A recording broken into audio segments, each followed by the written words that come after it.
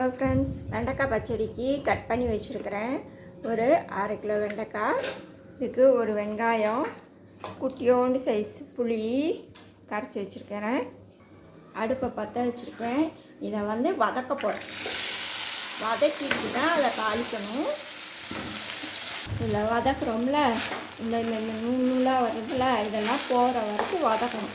இதோடையே கொஞ்சம் உப்பையும் போட்டு வதக்கிட்டோம்னா சீக்கிரம் வதங்கிடும். வதங்கினோன்னு தாளிச்சு விட்டுருவோம்.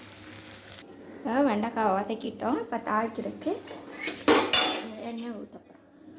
கொஞ்சமாக ஊற்றிக்கோங்க. ஏற்கனவே நம்ம வதக்கியிருக்கோம் எண்ணெய் ஊற்றி, அதனால் நிறைய இதாகிடும், பிரிஞ்சு வரும். கடுகு போடுறோம். கடுகு வெடிக்கட்டும். கடுகு வெடிச்சிடுச்சு. இப்போ ஒரே ஒரு வெங்காயம் தான் வெட்டி ரொம்ப இதை வதக்கணும்.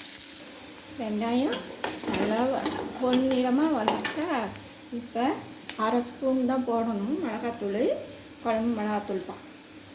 இந்த ரெசிபி எப்படி இருக்குன்னா, மாங்காய் பச்சடி நீங்கள் வைப்பீங்களே அதே மாதிரி இருக்கும். நம்ம மாங்காய் சீசன் இல்லாதப்ப இந்த பச்சடி வச்சு சாப்பிட்டு பார்த்தா அதே மாதிரி இருக்கும். ஆனால் நான் என்னோடய வேலையில் என்னோடய மேனேஜரு இந்த பச்சடி ரொம்ப ரேவதிமா அந்த பச்சடி எடுத்துகிட்டு வந்தீங்கன்னா வச்சுட்டு போங்க டப்பாவோட அப்படின்னு அப்படியே வாங்கிக்கிடுவார். எவ்வளோ எடுத்துகிட்டு போனாலும் வாங்கி சாப்பிடுவார். அவருக்கு ரொம்ப பிடிக்கும். அதே தான் எங்கள் பையனோட வேலையிலையும் இந்த பச்சடி ரொம்ப பிடிக்கும். கேட்பாங்க அவங்களே. மிளகாத்தூள் போட்டு வெண்டைக்காவையும் போட்டு புளியும் ஊற்றிட்டோம். ஏன்னா ஏற்கனவே வெண்டைக்காயில் நம்ம உப்பு போட்டு தான் நம்ம வதக்கி இருக்கிறோம். நம்ம உப்பு போட தேவையில்லை. இது கொஞ்சம் தண்ணி கொஞ்சம் வதக்கி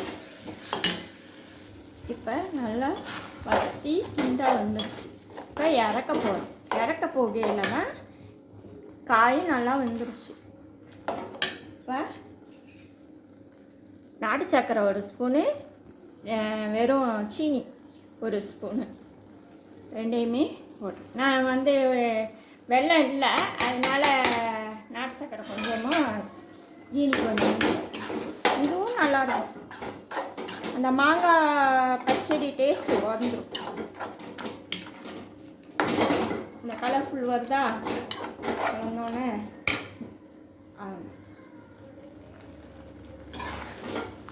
ஒரு கொதிச்சோன்னா இறக்கி வச்சு வெண்டைக்காய் பச்சடி ரெடி ஆயிடுச்சு. சாப்பிட்டு பார்த்துட்டு எனக்கு கமெண்ட் பண்ணுங்கள், சப்ஸ்கிரைப் பண்ணுங்கள்.